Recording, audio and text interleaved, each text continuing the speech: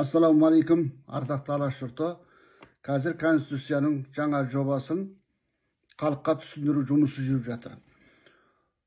Осы түсіндіру жұмысында екі белсенді азамат ерекше көзге түсті. Оның біреуі Айдос Сарым. Айдос Сарым айтады: "Біз жаңа тағдырдың, ортақ болашақтың Конституциясын жасадық" деп сеніммен айталам депті. Екіншісі Үнзила Шапақ.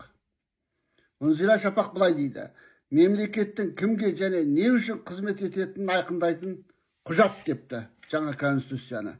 Мен екеуіне де құтты болсын деймін. Солай болғанына шын жүректен тілектеспін. Бірақ менің Конституцияның айрым баптары жөнінде басқаша пікірім бар. Бұл сайлау туралы бөлігіне қатысты. Құрметті ағайын, сайлауда біз партияға дауыс береміз, бірақ партия ұсынған кандидатқа дауыс беретін тетік жоқ. Сондықтан 12.416.759 сайлаушының құқығы түгелдей шектелгелі отыр. Құқығы бұзылғалы отыр.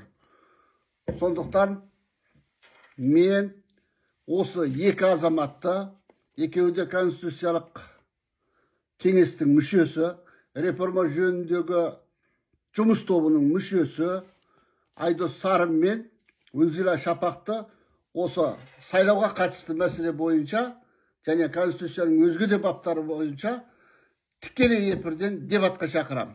Құрметті Айдос Әміраллаұлы, құрметті Үнзила ханым, біреуіңіз кәсіби саясатшысыз, депутатсыз екеуіңіз де, екіншіңіз Қазақстан Республикасының Конституциялық кеңесінде қызмет еткен кәсіби заңгерсіз. Айдос Сарым Конституция туралы пікір айтқан елді сынап жатыр. Диванда отырып алады, олар ұсыныс бермейді деп. Міне, ал қаншама ұсыныс бердім. Соның біреуіне де қараған жоқсыздар сіздер. Әр бабына қандай норма енгізу керектігіне шейін жазып, салыстырмалық кестеге түсіріп отырып бердім.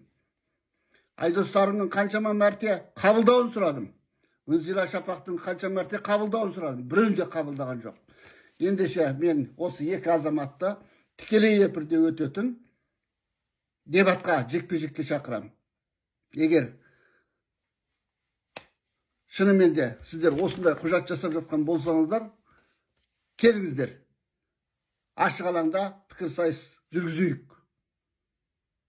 Мен сіздерді қалаған күні, қалаған каналдан өздеріңіздің күтемін. Құрметпен, Ауыт Мұқибек, 24 ақпан 2026 жыл.